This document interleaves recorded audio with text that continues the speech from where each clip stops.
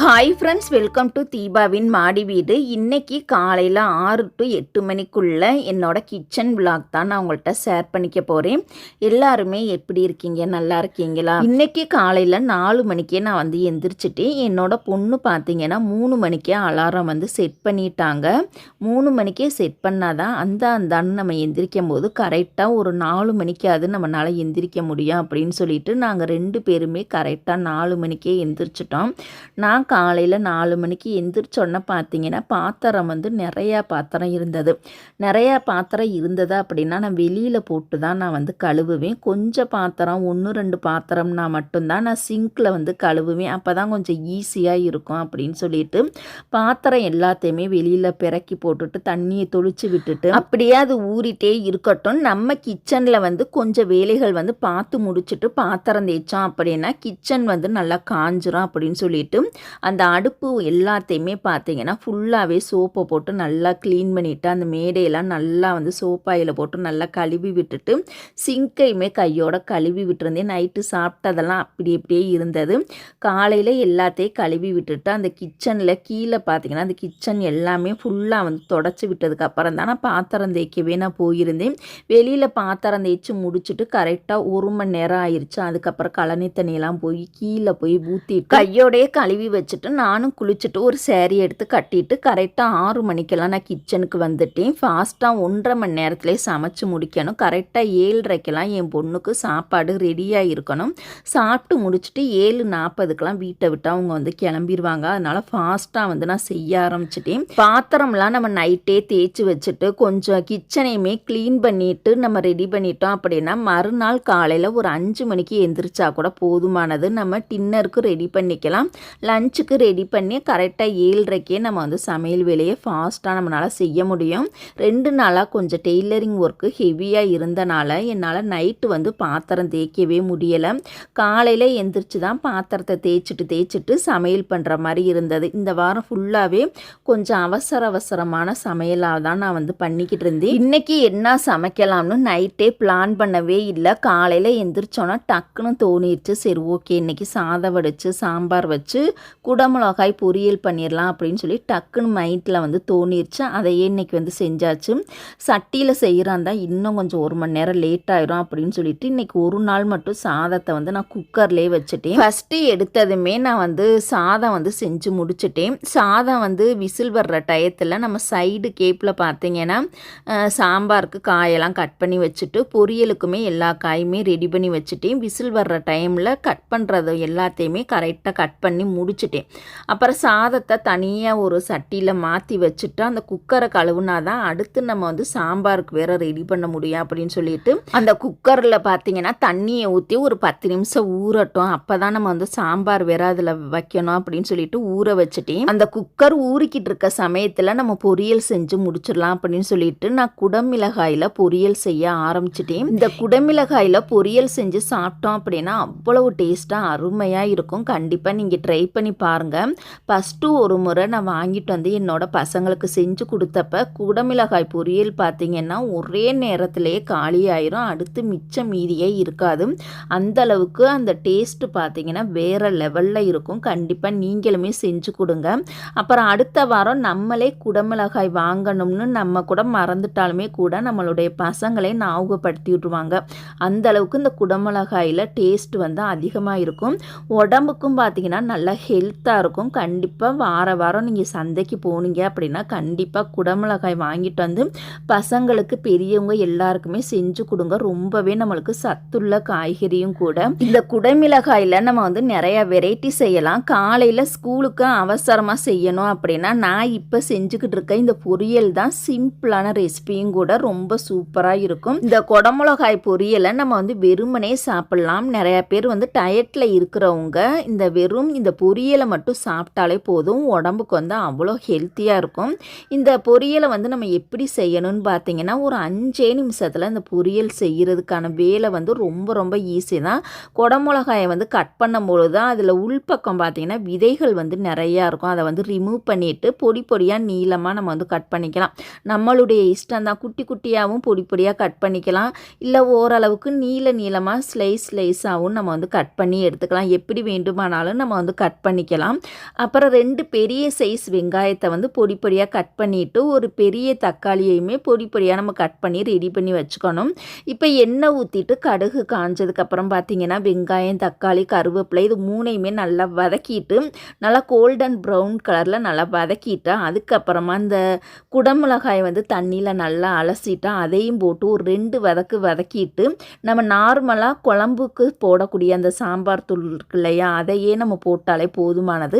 அது நம்மளுக்கு வந்து ஒரு நார்மலாக காரம் வேணும் அப்படிங்கிறவங்களுக்கு, காரம் வந்து நிறைய பேர் சேர்க்க மாட்டாங்க, நார்மலாக காரம் வேணும் அப்படின்னா 2 ஸ்பூன் போட்டாலே போதுமானது. இல்லை அதிகமான காரம் வேணும் அப்படின்னா எக்ஸ்ட்ரா 1 ஸ்பூன் சேர்த்து 3 ஸ்பூன் கூட போட்டுக்கலாம். நான் இப்போ வந்து எங்கள் ஃபேமிலிக்கு தகுந்த மாதிரி இருக்கக்கூடிய காரத்துக்கான மிளகாய்த்தூள் வந்து நான் போட்டிருக்கேன். மிளகாய்த்தூளையும் போட்டுட்டு நல்லா ஒரு வதக்கி விட்டுட்டு அந்த காய்க்கு தகுந்த மாதிரி கொஞ்சம் போல் தண்ணி வந்து நம்ம சேர்த்துட்டு உப்பும் போட்டு விட்டுட்டு ஒரு 5 நிமிஷம் மூடி வச்சுட்டாலே நல்லா வெந்துடும். அந்த குடமிளகாய் வெந்துக்கிட்டு இருக்க டயத்தில் நம்ம பொட்டுக்கடலை எடுத்து மிக்ஸி ஜாரில் போட்டு நல்லா பவுட்ரு பண்ணி நம்ம அரைச்சிட்டு அதுக்கப்புறமா வெந்ததுக்கப்புறம் நம்ம மூடியை ஓப்பன் பண்ணி பார்த்தோம் அப்படின்னா நம்மளுக்கு தண்ணியும் நல்லா சுண்ட வத்திருக்கும். அந்த காயுமே பார்த்திங்கன்னா நல்லா வெந்து வந்திருக்கும். அந்த டயத்தில் இந்த பொட்டுக்கடலை பவுடரை வந்து அதில் போட்டுட்டு ஒரு 2 பெரட்டி விட்டீங்க அப்படின்னா நம்மளுக்கு அந்த குடமிளகாய் பார்த்திங்கன்னா நல்லா ட்ரை ஆகி உதிரியாக ரொம்பவே சூப்பராக இருக்கும்.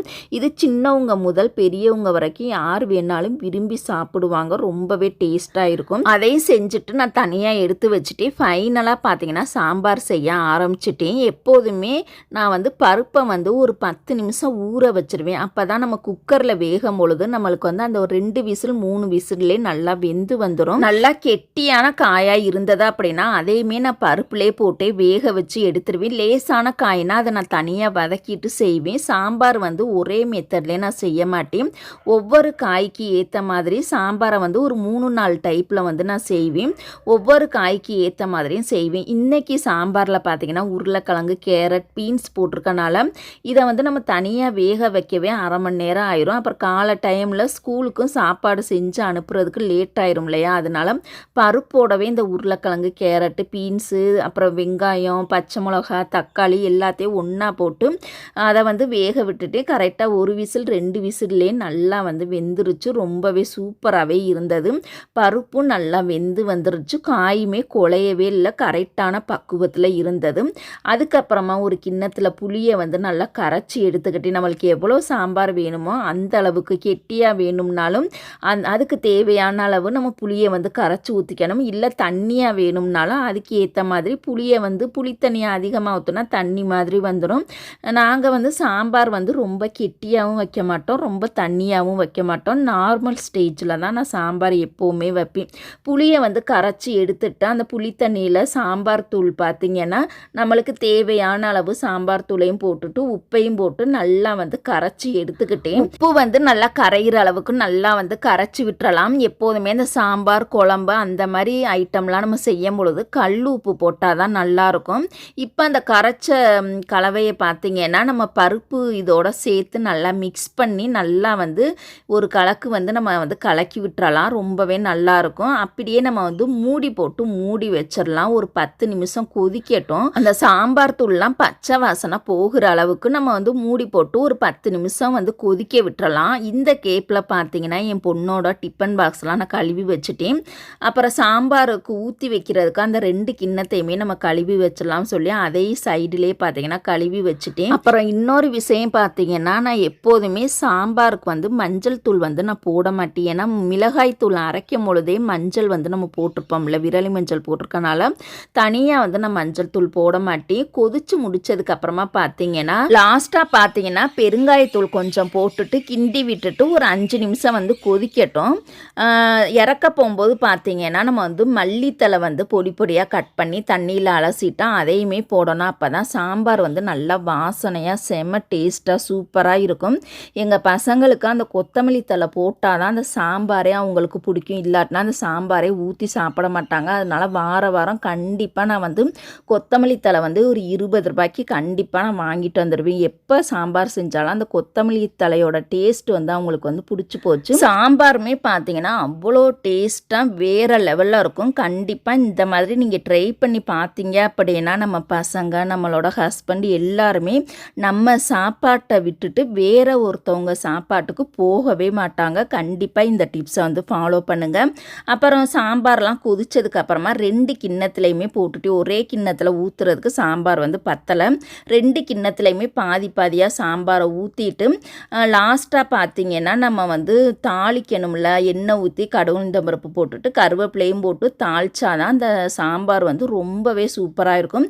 2 கிண்ணத்துலையுமே பாதி பாதியான பிரித்து மூடி வச்சுட்டு இப்போ பாருங்கள் சாதம், குடமிளகாய் பொரியல், அப்புறம் 2 கிண்ணத்துலையுமே சாம்பாரும் ரெடி ஆயிருச்சு. இன்றைக்கி வந்து மாவு என்னால் அரைக்க முடியலை. ஈவினிங் தான் அரிசி ஊற வச்சு இட்லிக்கு வந்து மாவு அரைக்கணும். இப்போ சமையல் வேலை ஓவர் ஆயிடுச்சு. அதுக்கப்புறமா இப்போ சமைச்சு போட்ட பாத்திரத்தை கையோடே கழுவி வச்சுட்டோம் அப்படின்னா நம்மளுக்கு வேலை ஈஸியாக இருக்கும். அப்பப்போ உள்ள வேலையை அப்பப்போ பார்த்துட்டோம் அப்படின்னா நம்மளை குறை சொல்கிறதுக்கு ஆளே இருக்க மாட்டாங்க. நம்மளுடைய வீடு வருஷம் 365 நாளுமே நீட்டாக க்ளீனாகவே இருக்கும். கிச்சன் வந்து நீட்டாக க்ளீனாக இருந்தால் தான் டக்குன்னு நம்ம போய் ஃபாஸ்ட்டாக சமைக்கிறதுக்கு நம்மளுக்கே ஒரு ஆர்வம் வரும்.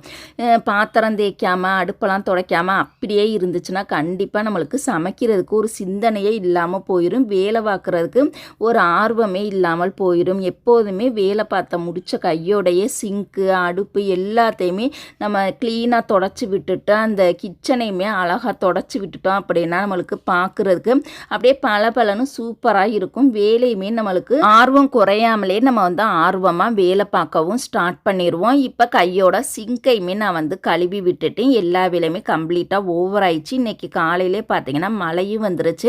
என்னோட இந்த குட்டி விளாக்கை நான் உங்கள்கிட்ட ஷேர் பண்ணிவிட்டு பிடிச்சிருந்தா லைக் பண்ணுங்கள், நம்ம சேனலுக்கு சப்போர்ட் பண்ணுங்கள். தேங்க்யூ.